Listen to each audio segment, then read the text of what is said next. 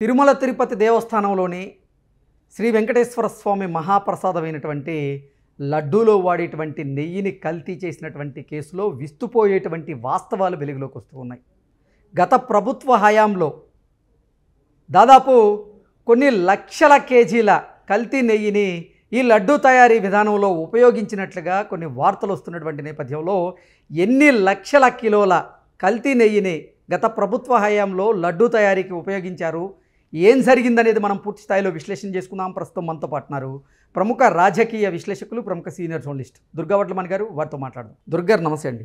తిరుమల తిరుపతి దేవస్థానంలోని శ్రీ వెంకటేశ్వర స్వామి మహాప్రసాదమైనటువంటి లడ్డూలో వాడేటువంటి నెయ్యిని కల్తీ చేసినటువంటి కేసులో విస్తుపోయేటువంటి వాస్తవాలు వెలుగులోకి వస్తూ ఉన్నాయి. గత ప్రభుత్వ హయాంలో కొన్ని లక్షల కేజీలకు సంబంధించినటువంటి కల్తీ నెయ్యిని లడ్డూ తయారీ విధానంలో ఉపయోగించినట్లుగా కొన్ని వార్తలు వస్తున్న నేపథ్యంలో దీని మీద మీ విశ్లేషణ ఏంటంటే ఏం చెప్తారు మేడం? అంటే ముందు విశ్లేషణ తర్వాత అండి, ఇలాంటి కల్తీ నెయ్యితోటి లడ్డూలు తయారు చేసి ప్రజల మనోభావాలు దెబ్బతీసినందుకు, ప్రజల చేత తినిపించినందుకు వైసీపీకి సంబంధించిన జగన్మోహన్ రెడ్డిని, వైవి సుబ్బారెడ్డిని, అతను ఎవరు భూమన కరుణాకర్ రెడ్డిని, ధర్మారెడ్డిని ఏం చెయ్యాలి, ప్రజల్ని అడగాలి తీర్పు.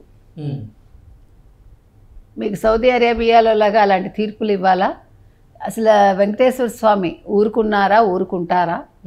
ఎందుకంటే ఇది చిన్న విషయం కాదండి. మనకి తలుచుకుంటేనే కడుపులోంచి తిప్పేస్తుంది. ఎందుకంటే మనం ఎంతో ఇష్టంగా తినే ఒక శ్రీవారి లడ్డు అనేది ఈరోజు ఈ రకంగా వాళ్ళు 98.17 లక్షల కిలోల నెయ్యి, కల్తీ నెయ్యి వాడారు వాళ్ళు 5 సంవత్సరాల కాలంలో. ఈ భోలేబాబా డైరీ కావచ్చు, వైష్ణవి డైరీ కావచ్చు, మాల్గంగా డైరీ కావచ్చు, మొత్తం 4 డైరీలండి. 137 పాయింట్ ఎంతో అన్ని కోట్లు వాళ్ళు తినేశారు దీని ద్వారా.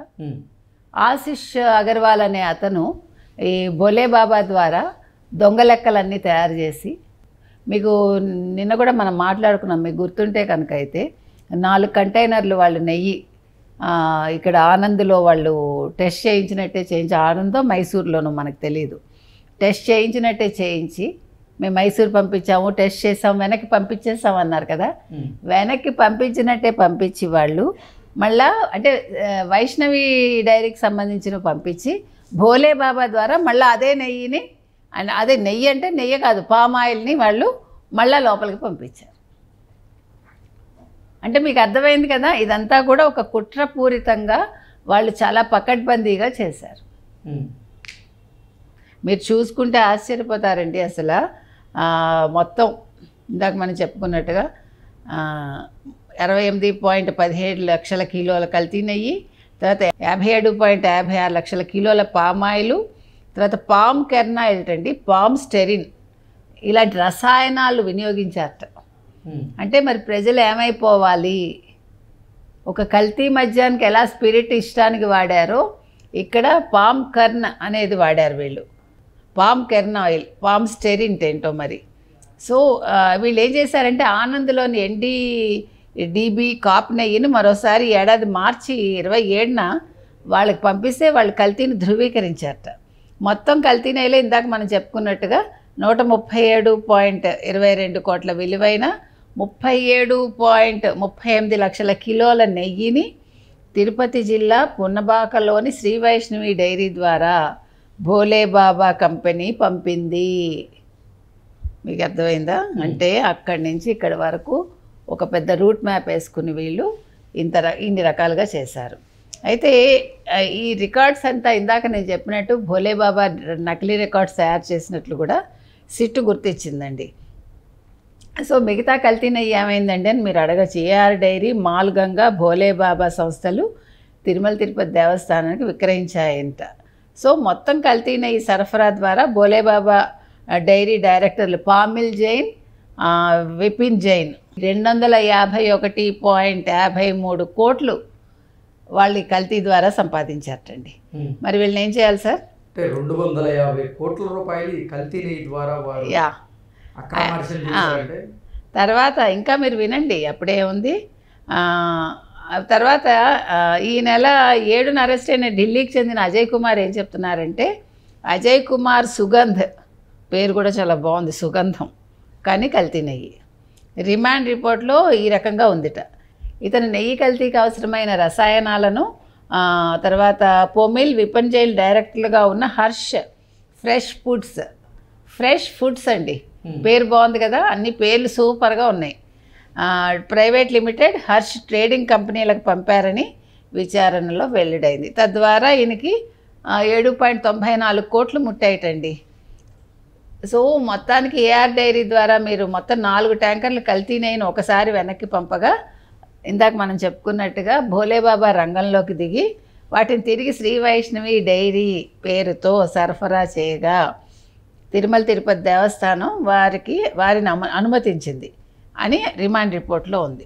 సో ఇప్పుడు ఈ కేసులో ఇద్దరు తిరుమల తిరుపతి దేవస్థానానికి చెందిన ఉద్యోగులు A9 A10గా ఉన్నారట.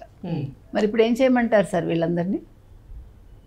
ఏం చెయ్యాలి? ఇంతంత మంచి మంచి పేర్లు పెట్టుకుని ఫ్రెష్ ఫుడ్స్ ఒకళ్ళు పేర్లోనే సుగంధాన్ని పెట్టుకుని దుర్గంధమైన పనులు చేసి కల్తీ నెయ్యి పేరుతో పామాయిలు అదేంటో మరి స్పిరిట్గా దాన్ని ఏమంటారు మీరు, ఒక రసాయనం. అంటే ఇప్పుడు ప్రజలకు ఏదైనా రోగాలు వచ్చుంటే దానికి కారణం వీళ్ళేగా. అంటే దేవుడి దగ్గర వీళ్ళు ఇలా చేయగలిగారంటే 251 కోట్లు వీళ్ళకి, 132 కోట్లు వాళ్ళకి వెళ్ళిందంటే మీకు జగన్మోహన్ రెడ్డికి ఎంత వెళ్ళింది, తర్వాత సుబ్బారెడ్డికి ఎంత వెళ్ళింది, భూమన కరుణాకర్ రెడ్డికి ఎంత వెళ్ళింది. మరి నిన్న కూడా అంబటి రాంబాబు మొన్నేమో భోజనం సూపర్గా ఉంది అని ఒక మీకు తెలుసు ఎక్స్లో పెడితే పోస్టు, నిన్న మళ్ళీ దాన్ని నేను అలా అనలేదు, నా మాటలు వక్రీకరించారంటూ మళ్ళీ కల్తీన ఈ విషయం తీసుకొచ్చాడు. ఇప్పుడు మాట్లాడమనండి ఇవాళ. ఇప్పుడు దీనికి ఎలాంటి చట్టాలు కావాలి? ఇన్ని సంవత్సరాలు ఇలా పొడిగిస్తూ ఈ కేసులు, దేవుడికి సంబంధించిన అంశాలు కూడా మీరు ఇన్ని సంవత్సరాలు పొడిగించాలా? 16 నెలలు అయింది ఈ ప్రభుత్వం వచ్చి. ప్రజలు ఏమంటున్నారంటే ఎక్కడికక్కడ టక్కా చేసేసి మీరు వెంటనే చర్యలు తీసుకునేలాగా ఉండాలి తప్ప, దేవుడికి సంబంధించిన అంశాలు ఏవైనా సరే, లేదా దేవుడితో ఆటలాడుకున్న వాళ్ళు ఎవరైనా సరే మీరు విచారణ అక్కర్లా, ప్రభుత్వమే నిర్ణయం తీసుకోవాలంతే. చాలా అన్యాయం అండి ఇది. ఇవాళ మరి వెంకటేశ్వర స్వామి ఆయన కళ్ళు తెరిచి వీళ్ళకి బుద్ధి చెప్పాలని మాత్రం మనం కోరుకుంటున్నాం. Okay, thank you.